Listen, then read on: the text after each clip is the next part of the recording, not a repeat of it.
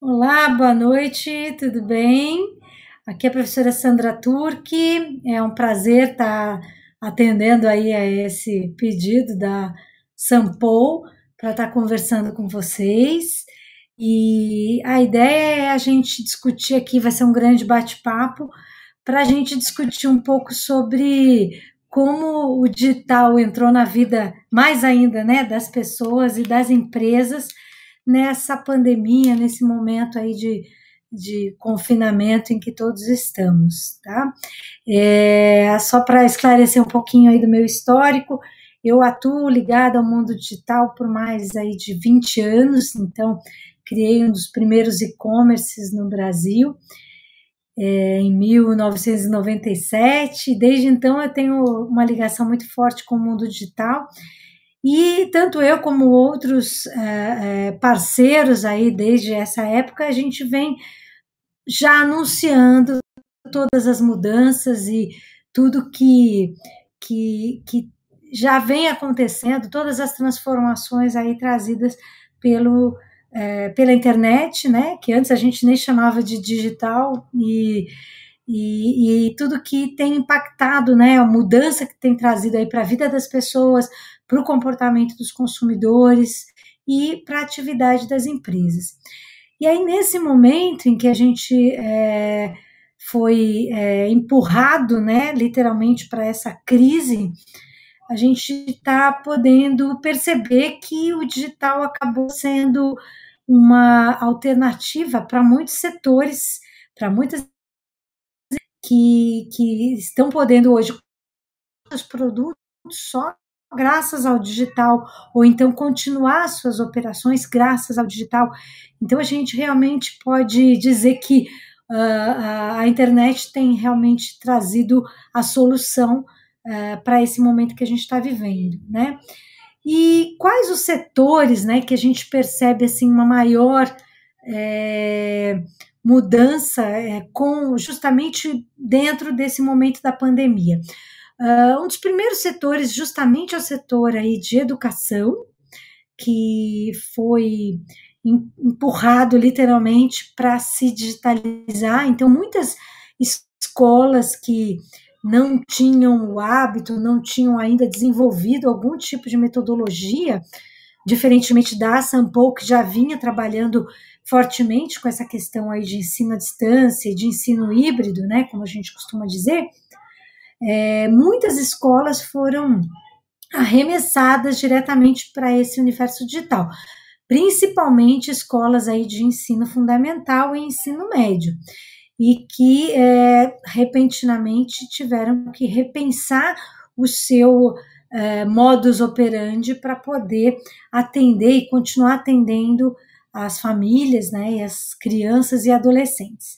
Então a gente percebe que uma das áreas aí que de cara foi altamente impactada por essa transformação, praticamente uma transformação imediata aí, foi a área de educação. Então, muitas escolas estão buscando recursos com instituições como Google, como Microsoft, ou também plugando várias ferramentas para poder atender esse momento. Então, conectando WhatsApp, Skype, algum tipo de aplicativo, linkando com o Google Drive, para poder justamente manter essas atividades. Outras que já estavam mais desenvolvidas, né, já tem sistemas apropriados desenvolvidos, e já tem, por exemplo, aulas num formato voltado para o ensino à distância, né? Então, isso também não é novo, a gente já fala de ensino híbrido, ensino à distância há muitos anos, né? Há mais de 10 anos eu trabalhei numa instituição de ensino que já tinha fortemente esse olhar aí para um modelo também à distância. Então, não é novo. O que é novo?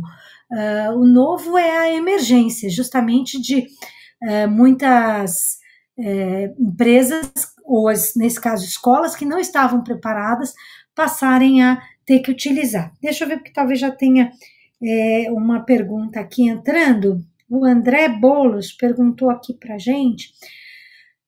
Você acha que o futuro vai ser, na maioria, feito por home office, né, no pós-Covid? Bom, André, obrigada aí por ter compartilhado já uma participação, né, bacana.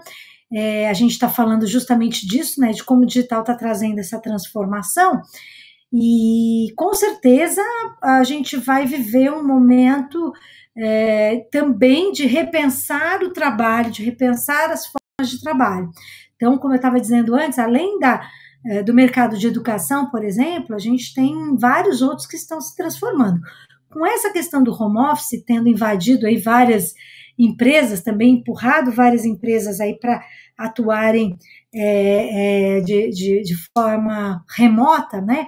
Muita gente está descobrindo que sim, é possível manter a produtividade e até aumentar um pouco mais a satisfação das pessoas com esse modelo de trabalho remoto. Então, há uma grande chance realmente de em muitas empresas não terem uma volta para o escritório, digamos assim. A gente tem ouvido isso bastante, desde escritórios de advocacia até empresas de atendimento, e realmente existe essa possibilidade de muito desse trabalho continuar sendo feito em home office, e eu acho que esse é um tema que vai ter que ser realmente liderado até pelas empresas, porque eu creio que vai ser uma demanda das suas próprias equipes continuarem nesse formato. Então, acho que as empresas vão ter que repensar e talvez estimular essa conversa, essa discussão, e aí isso passa por uma reestruturação geral, desde você pensar em como dar um suporte maior para a sua equipe trabalhar de forma remota, com apoio de tecnologia, né, e outros tipos de suporte para que isso continue funcionando, mas eu creio realmente que essa é uma tendência que vai continuar aí pós-Covid, com certeza, né? E como eu estava dizendo, então a gente tem uma mudança drástica acontecendo no mercado aí de ensino, né, nos modelos de ensino, voltado para as escolas que tem que se adequar. A gente vê um movimento muito grande na área de e-commerce. A minha empresa é uma consultoria, inclusive, voltada para apoiar outras empresas na sua transformação digital. E a gente tem sentido crescer a demanda, a busca por empresas que adiaram esse movimento por um tempo, ou por quaisquer motivos. Então, a gente tem sentido que está crescendo essa busca, né, esse movimento para começar a usufruir melhor do que a tecnologia pode trazer para os seus negócios, seja para marketing digital, seja para mudar processos mesmo, né, de trabalho, processos de atendimento ao cliente, e mesmo como a tecnologia pode ajudar na gestão dos negócios. Mas uma frente que a gente percebe especificamente que vem crescendo bastante é a questão do e-commerce, né? Empresas do setor aí de varejo começaram um novo movimento, porque a gente já viu várias empresas indo para o e-commerce anos e anos atrás. Como eu disse, eu criei um dos primeiros e-commerces em 97, né, no setor de eletrodomésticos aqui no Brasil. E então o que a gente vê é que agora é como se fosse uma nova rodada, uma nova entrada, em que muitas empresas que ainda não tinham investido nisso passaram a investir, ou passaram pelo menos a procurar um caminho para investir nisso. Só que qual o grande perigo que a gente está observando também nesse momento? É que é justamente um momento de redução, né, na capacidade financeira das empresas, redução de caixa. Então, as empresas, em alguns casos, elas se veem um tanto quanto encurraladas, porque elas têm que fazer uma mudança nos seus negócios, uma mudança rapidamente, e justamente no momento em que elas estão com uma menor capacidade aí para investir, né? Então, existe uma urgência muito grande com uma menor capacidade. E a gente tem visto isso em alguns setores, principalmente ligados aí ao varejo, né? Varejo B2B, varejo B2C, e mesmo empresas que atuam no mercado mais B2B, querendo utilizar ainda mais esse mercado, essas possibilidades aí do mercado digital para se manterem no jogo, né? Para se manterem no negócio. A gente tem sentido que quem não fez esse movimento, né, que adiou esse movimento nos últimos 20, 25 anos, agora entra num formato de maior urgência, né, num momento de maior urgência, e isso pode trazer vários riscos para os seus negócios. Por exemplo, quais os riscos que eu vejo como sendo os mais perigosos? Por exemplo, o fato de a empresa optar por soluções que sejam muito rápidas e muito baratas, que é o que ele pode nesse momento, mas que nem no curto prazo vão ajudá-la, quer dizer, podem ser um engodo, ou então vão servir para um período muito curto, como uma solução para um período muito curto, e que depois podem não ter uma escalabilidade ou uma chance de acompanhar aí o crescimento da empresa. Entrou aqui uma outra pergunta, deixa eu ver, é do Rodrigo Trigo. Professora, boa tarde. Você acredita que esse movimento do e-commerce é perigoso para abandono total das lojas físicas? Olha, Rodrigo, eu não acredito em nada que seja assim muito radical, né? Por quê? Porque o consumidor, ele nesse momento, óbvio, a gente está vendo uma explosão maior aí do consumo via e-commerce, depois eu posso comentar sobre quais categorias e o que está movimentando mais e menos, né, através do e-commerce, mas eu nunca acredito num abandono total, eu acredito na mescla dos dois modelos. Por quê? O consumidor, ele não vai perder, ele não vai perder aquele desejo de ir a um shopping, de visitar uma loja, de provar uma roupa, de ouvir um aparelho diferenciado, ele não vai perder esse movimento. Então, cada vez mais o que a gente fala é que as lojas físicas e mesmo os shopping centers, eles virão pontos de experiência, né, de contato do consumidor com o produto, com a marca, e é por isso que continua sendo muito importante, porque você pode causar ou não uma boa experiência para o seu cliente nesse momento em que ele visita uma loja física, mesmo que ele não consuma ali naquele momento, né? Tem vários cases nos Estados Unidos, da Nike, da Adidas, entre outras, que já adaptaram muito as suas lojas para esse conceito, inclusive a Apple também, para esse conceito de experimentação no ponto de venda, mesmo que o cliente não consuma naquele momento, mas ele tendo uma boa experiência com esse momento de experimentação, ele muito provavelmente volta a comprar dessa marca por qualquer canal. Por isso que a gente também trabalha muito com o conceito de omnichannel ou multichannel, que é o caso de a empresa ter vários canais para poder atender esse consumidor e integrar esses canais da melhor forma possível, né? Quando esses canais estão melhor integrados, a gente chama então de omnichannel. Quando ela só disponibiliza canais, a gente chama de multichannel. Mas o mais importante é esse conceito de a gente entender que ele quer ter contatos diferentes com aquela marca, com aquele produto, e esse contato, então, se ele quiser mais conveniência e só estiver pensando, por exemplo, numa comparação de preços, pode ser que ele use realmente direto o canal online. Mas em outros momentos, onde existem outros fatores aí que interessam ao consumidor, que não é só a conveniência e o preço, mas pode ser essa questão da indulgência, pode ser essa questão mesmo de interesse em conhecer produtos novos, ele vai continuar, sim, indo à loja física, né?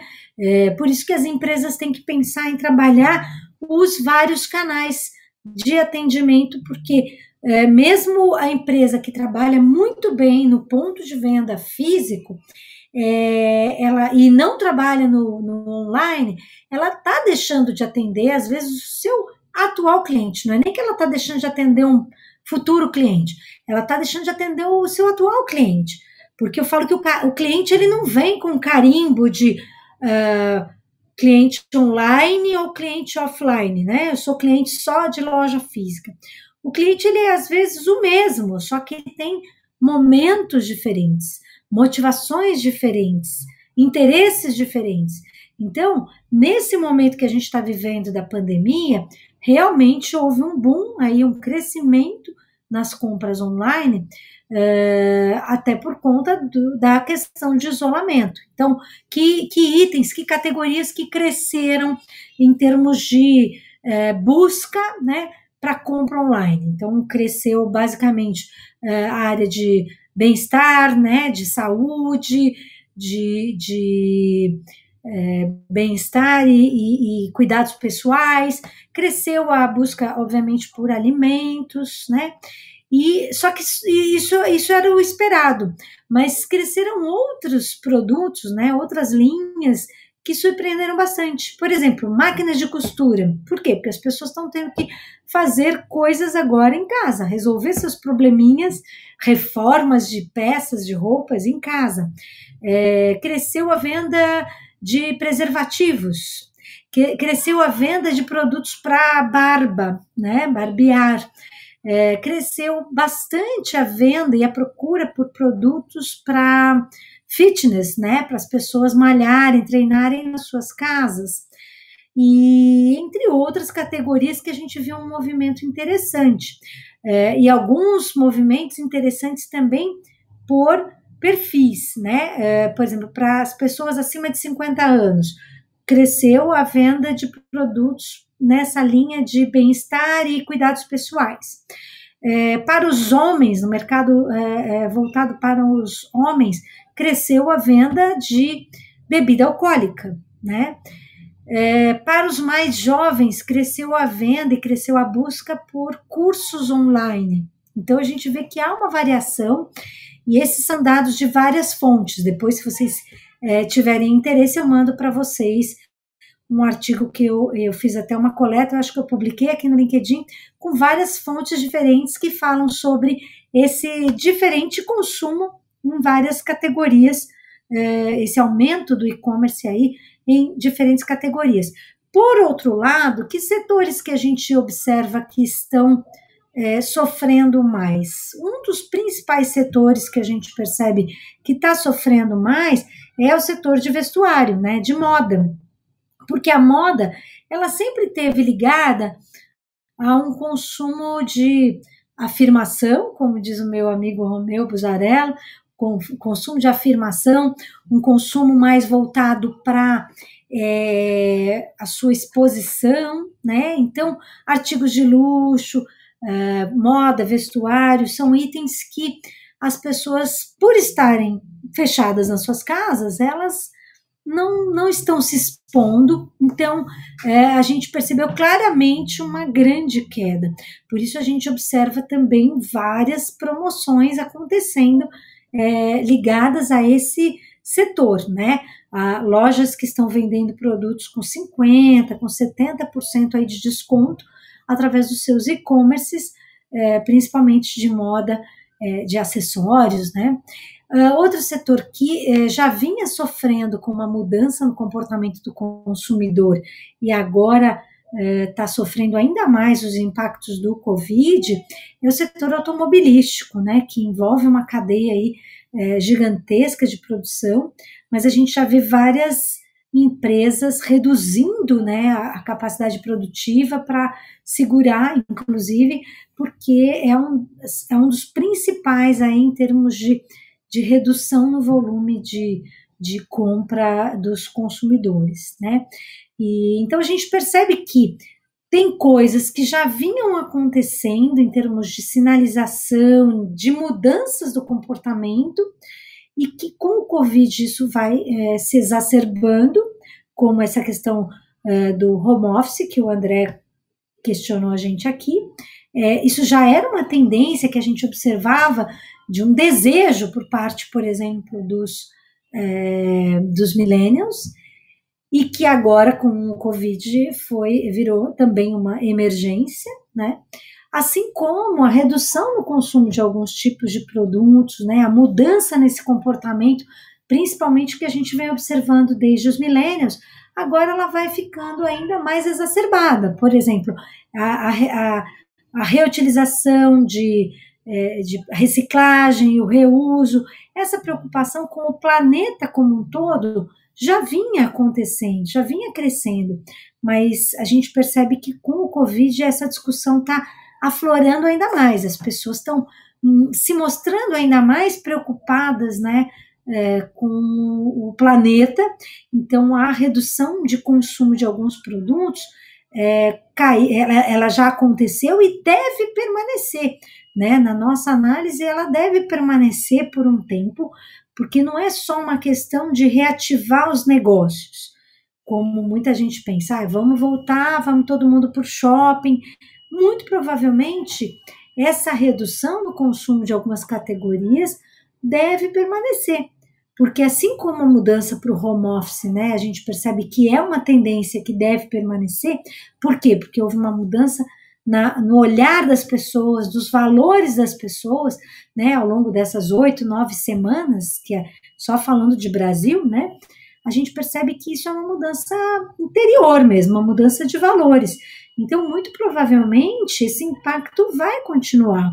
E aí a gente precisa, inclusive, repensar os nossos negócios para como vai ser pós-Covid, porque não dá para a gente ter a expectativa ou a ilusão de que assim que voltar, saímos da quarentena, a gente vai ter um boom aí, uma volta, uma reconquista de outros patamares, né? Então, é importante a gente estar preparado para essa mudança mais profunda do comportamento dos consumidores. Então, falando aí, voltando um pouco mais para o digital, realmente as empresas que ainda não investiram nesse caminho, elas ainda têm essa oportunidade e devem buscar esse tipo de transformação, porque há uma previsão aí de uma mudança mais permanente no comportamento desse consumidor, né?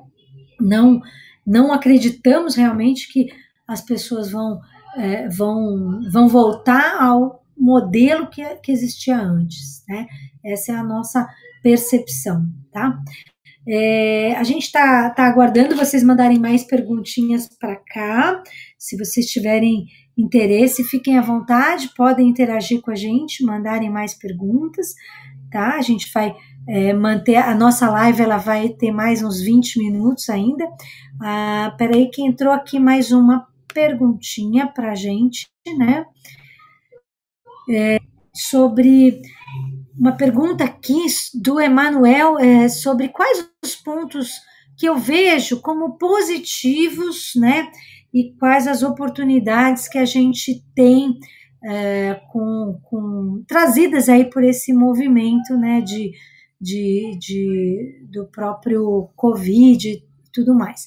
Bom, o que tem de positivo que a gente vem observando é que muita gente até gostou desse modelo, né, principalmente ligado a home office, de estar mais perto das suas famílias, né, como a gente falou, essa é uma possibilidade aí de continuar, e também muitas coisas que a gente via como negativas, né, do digital, acabaram mostrando serem até um suporte. Então, por exemplo, tem gente fazendo aulas de academia, de ginástica online, ou com seu personal trainer aí online à distância. Então, mesmo se eu estiver viajando, então agora eu posso continuar fazendo uso dessas horas que eu já contratei, aulas de todos os tipos de idiomas e todos os tipos de disciplinas online, como a gente já comentou, mas não só isso. Por exemplo, o uso de games pelas crianças, que era uma questão que a gente criticava bastante, hoje acabou virando uma solução, aí, um grande passatempo no confinamento, porque as crianças, a gente sabe, não têm tantas atividades assim dentro de casa, então o canal de utilizar os jogos online acabou sendo até uma solução também. Então eu vejo muitas coisas positivas dessa lição aí, desse momento que a gente está vivenciando. Entrou uma outra perguntinha aqui, do Vinícius Siqueira, né?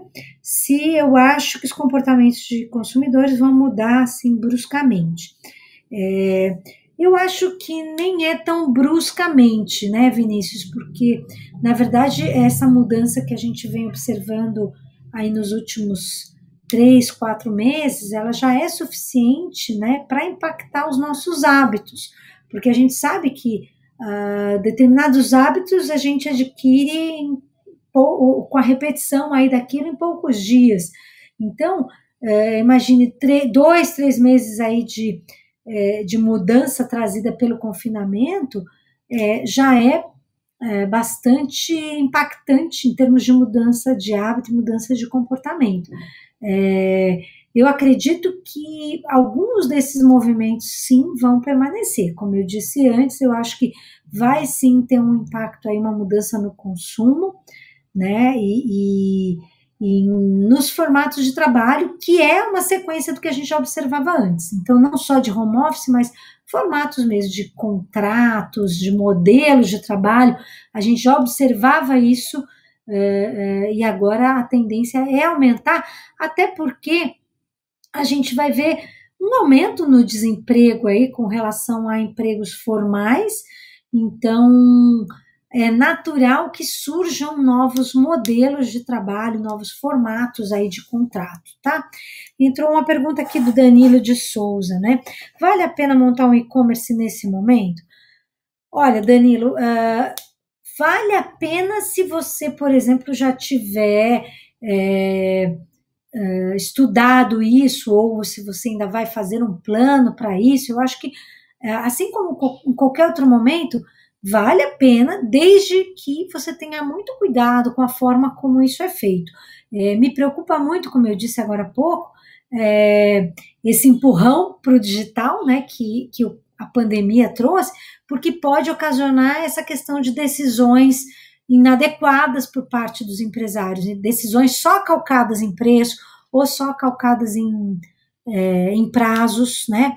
A gente tem que tomar bastante cuidado, porque, na verdade, é um projeto novo. Eu sempre costumo dizer nas minhas aulas, né, que mesmo que a empresa ela tenha já uma loja no mundo físico, quando ela vai para o virtual, é um business novo, né? Porque você tem custos diferentes, acessa clientes diferentes. Então, o que a gente tem que fazer com o business novo?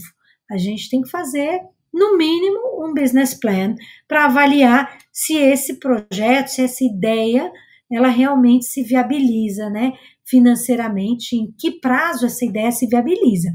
Então, eu sugiro sempre começar aí fazendo um plano de negócio para depois você ter outros desdobramentos, porque ter um e-commerce não é só uma questão de contratar uma plataforma, porque a plataforma você tem de tudo que é preço. Desde R$50 por mês você já contrata uma plataforma. E tem projetos de milhões de reais. Então a questão do e-commerce não é necessariamente a plataforma, como muita gente pensa. A questão do e-commerce ela está muito mais no desenho do negócio e no seu entendimento com relação ao seu público, a que necessidades você vai atender, quer dizer, é um conjunto como um todo. Se vale a pena? Vale a pena, desde que tenha todo esse cuidado, tá? Entrou uma outra pergunta aqui do Roberto Nog. Você tem alguma boa bibliografia de marketing digital em tempos de crise? Olha, Roberto, de marketing digital eu indico o meu próprio livro, tá? Se chama Estratégias de Marketing Digital e E-Commerce, que está na 2ª edição, né? Mas em tempos de crise, eu acho que eu não conheço nenhum.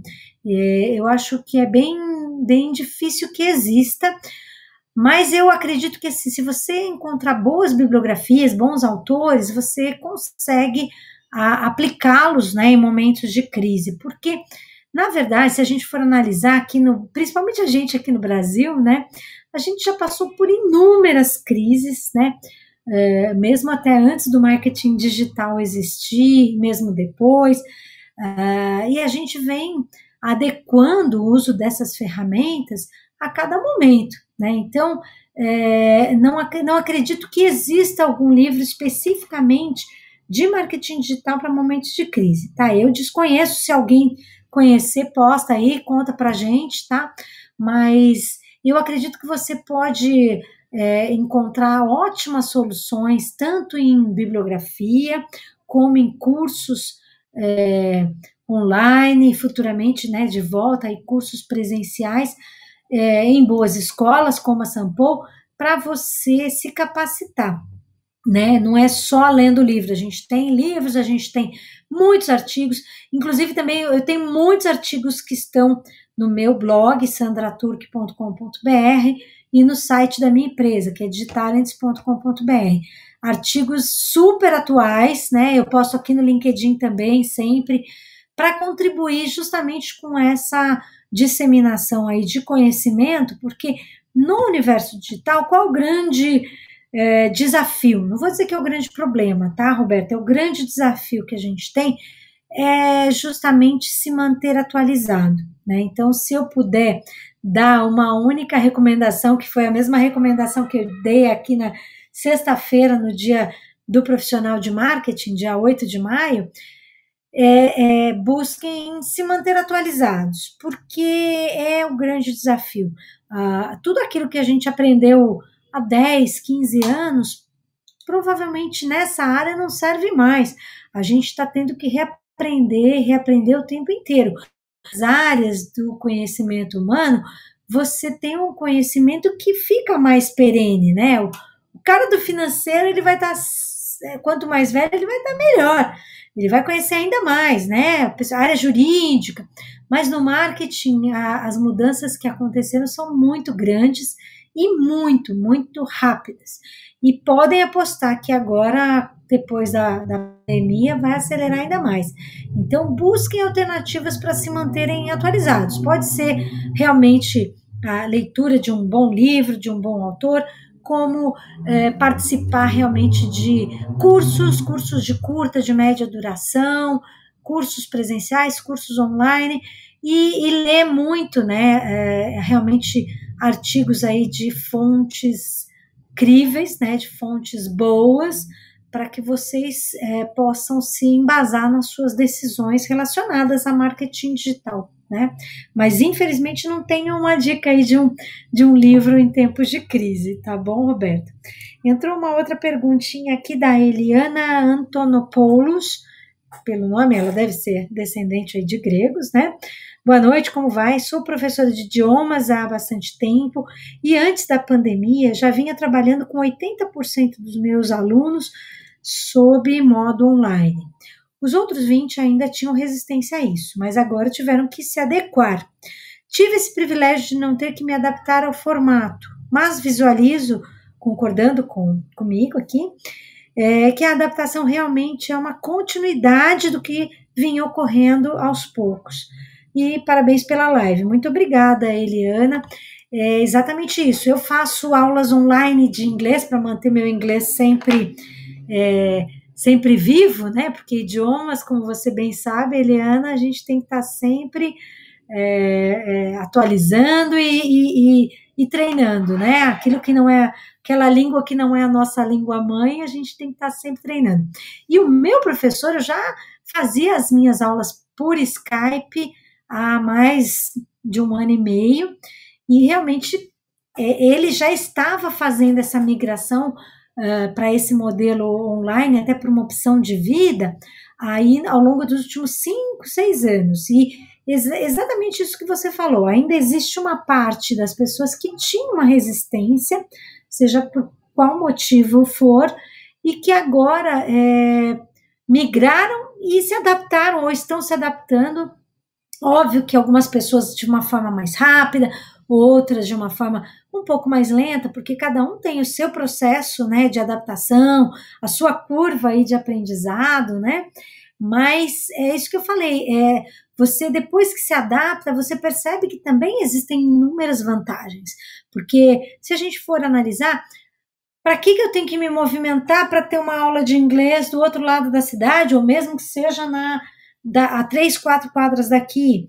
Ou por que eu tenho que fazer determinadas reuniões com os meus clientes presencialmente, e isso vai consumir umas 3, 4 horas do meu dia, se eu for somar o tempo em trânsito, se a gente pode fazer isso em 2 horas online, e aí por aí vai. Então a gente percebe realmente que isso vai trazendo uma nova dinâmica para os negócios, sejam quais forem, e que isso vai acelerar, porque se a gente for analisar, por exemplo, só essa questão das reuniões, a gente está engatando uma call atrás da outra, ou seja, uma reunião atrás da outra. Então, provavelmente, a gente vai ter até um aumento de produtividade, como várias empresas aí do setor tecnológico já afirmaram que tiveram até um aumento de produtividade, mas também a gente corre o risco aí que deve ser repensado por todos nós, que é o risco dessa aceleração, né? O quanto essa dinâmica do tudo online também não vai trazer para a gente e para a maioria das pessoas maior sedentarismo e maior ansiedade, até por conta do aumento da velocidade de tudo, né? Das transações, há uma demanda aí por velocidade. Então a gente percebe que essa é uma das coisas que a gente vai ter que se preocupar, mas vai ficar um pouco lá para frente, né? Amanhã eu vou fazer uma live que eu vou falar justamente sobre o lado humano da transformação digital, que é o título do meu próximo livro. Então, se vocês tiverem interesse em a gente aprofundar um pouco essas questões sobre como as lideranças vão estar vão ter que se adaptar, né, e as equipes para esses novos formatos, a gente vai falar um pouquinho mais sobre isso amanhã, tá bom? Deixa eu ver aqui que entrou mais uma perguntinha, só um segundo. Olha, alguém perguntou aqui, deixa eu ver quem é que está perguntando, é o Alfredo Soares, ele está falando o seguinte: na sua avaliação, que competências e habilidades, ou até comportamentos, né, as pessoas vão ter que desenvolver para aceitar toda essa mudança aí relacionada ao mundo digital, né, principalmente nas empresas, né? Olha, Alfredo, eu acho que tem algumas mudanças que elas são inerentes a qualquer cargo, qualquer nível hierárquico, que tem a ver com esse lado até mais de valores e mais comportamentais. Quer dizer, as pessoas vão, assim, quem vai se adaptar melhor, digamos assim, a esse momento que a gente está passando com relação à tecnologia, são justamente as pessoas que estiverem mais abertas a aprender tudo que for possível, tudo que for novo. Quer dizer, aquele aplicativo que você nunca quis nem pôr a mão porque você fala, não é para mim, é o momento, né? Então, eu acho que esse se lançar para o novo é uma característica importante, que vai ser, inclusive, cada vez mais valorizada pelos RHs no momento aí das contratações daqui para frente, né? Já que a gente está numa plataforma como o LinkedIn, que muita gente tá presente até para fazer algum tipo de transição profissional, né? É uma característica muito importante essa de você estar mais aberto para as mudanças, né? Tanto tecnológicas como outras mudanças que estão acontecendo aí, que estão associadas ao que a gente chama de Zeitgeist, né? Que é o espírito do tempo. Então a gente tem que estar olhando para essas tendências e se abrindo para essa mudança. Outra questão é a resiliência, mas eu tenho um amigo que mora lá em Orlando, Claudemir, que ele fala que a gente não tem que ter resiliência, a gente tem que ter transcendência. Eu achei fantástica essa análise dele, porque a definição de resiliência diz que você muda, mas o corpo volta, né? O ser, ele volta ao que era antes. Essa é a principal característica da resiliência. E a transcendência não, é uma real mudança. Então, eu acredito mais na transcendência do que na resiliência. Então, é essa coisa realmente de a gente estar se reinventando. E não importa a idade, né? Porque tem muita gente que fala, eu estou muito velho para isso. Bobagem, né?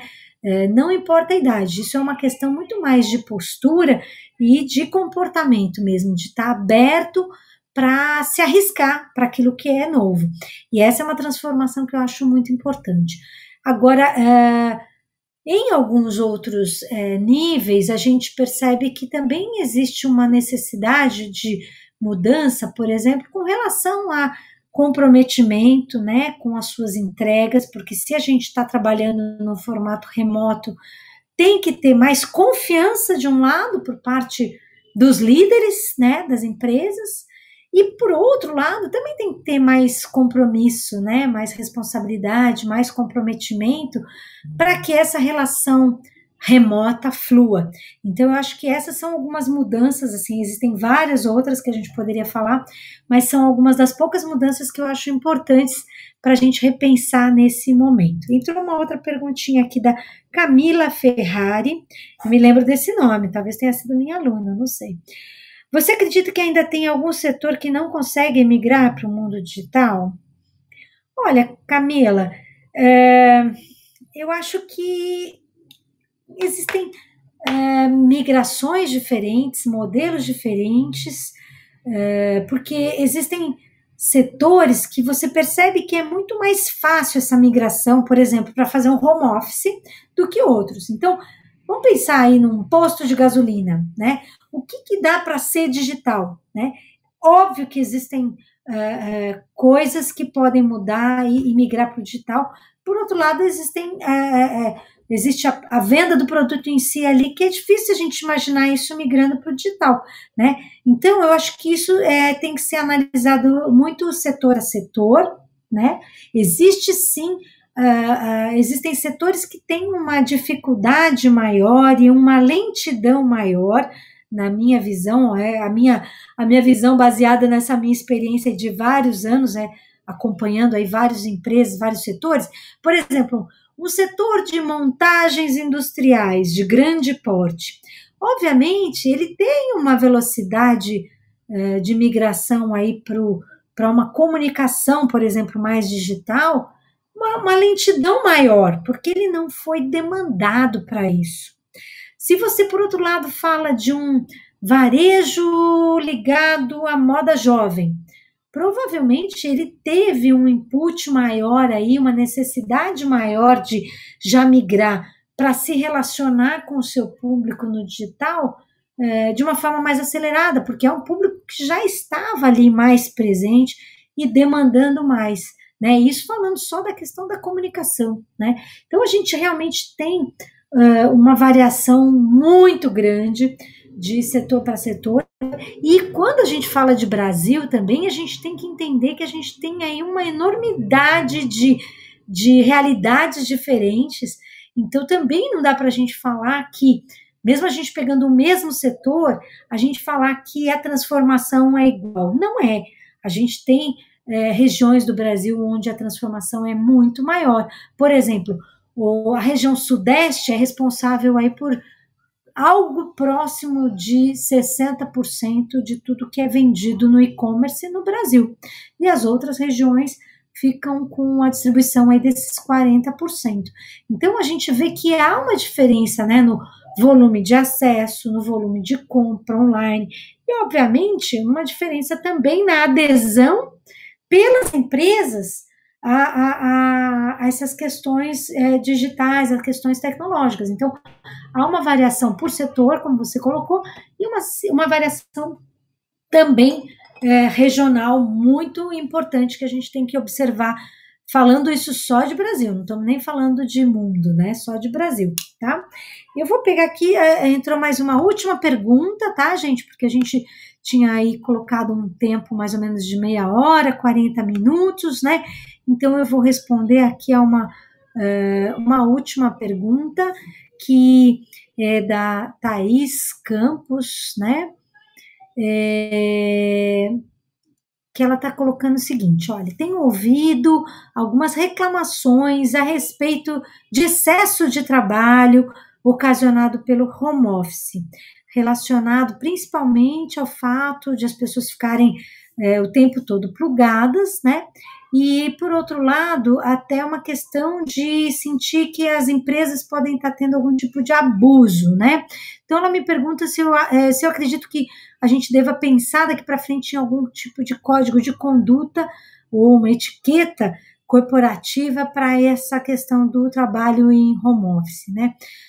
Olha, Thaís, eu acho que ainda é cedo para a gente falar que vai ter que ser assim ou vai ter que ser assado. Eu acho que a gente vai passar por momentos aí de grande adaptação ainda, como eu falei antes, das empresas, das lideranças e dos profissionais como um todo, para essa para esse jogo fluir muito bem, né? Mas ele vai acontecer. Agora, eu peço sempre para as pessoas analisarem, porque quando eles falam essa questão de abuso, né? Ah, a empresa abusa, ela manda o WhatsApp meia-noite, etc., esse tipo de coisas classificadas como abusos, né?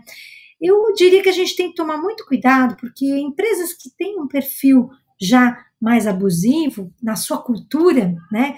Não é por causa do online ou do home office que isso vai aflorar. Provavelmente isso já era uma característica que estava acontecendo antes e não era tão claro para as pessoas isso, mas já estava acontecendo.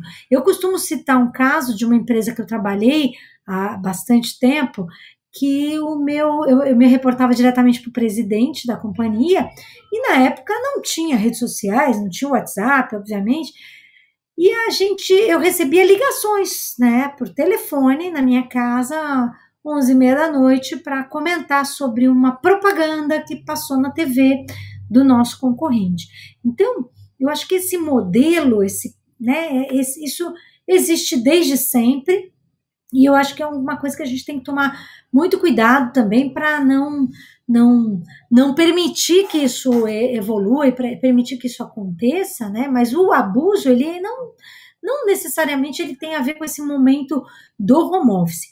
Por outro lado, eu acho que assim, o momento que a gente está vivendo de pandemia está pedindo, né, demandando mais das pessoas, em geral, uma entrega maior, né, uma busca por soluções maior. Então a gente não pode confundir. Eu acho que realmente existe essa questão do abuso, tem que tomar muito cuidado, mas eu acho que neste momento existe também uma coisa muito de troca, né, de as pessoas, as empresas, os funcionários, as equipes, todo mundo está muito engajado em buscar soluções. Então, isso faz com que, naturalmente, algumas pessoas acabem também trabalhando um pouco mais, né?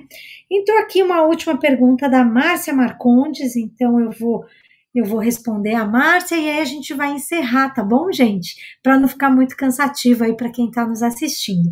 A Márcia perguntou o seguinte: sobre o home office, as pessoas estão com dificuldade de desligar dos trabalhos. Qual a sua visão sobre o assunto? Ah, muito bom, Márcia, ligado um pouco a isso que a gente estava comentando, né? Aí sem falar da parte do abuso, e sim falando dessa questão de a gente realmente ficar conectado o tempo todo. Eu dei uma entrevista esses dias, acho que foi para um podcast, né? E eu falei justamente sobre essa questão de home office, algumas dicas. Então, existem várias dicas, né, para melhorar a nossa vida aí no home office. Então, uma coisa que eu acho importante, por exemplo, é você estabelecer a sua rotina, né? Manter uma rotina, horário para acordar, se arrumar um pouquinho, mesmo que seja para trabalhar em casa, tirar o pijama e a pantufa, talvez. Ter um horário para começar o trabalho, ter um horário para almoçar, tentar fazer algumas pausas, assim, nem que seja para levantar e buscar um cafezinho ali na cozinha, mas ter umas pausas, porque senão fica muito estressante. E invente alguma coisa também para ter um horário para acabar, né?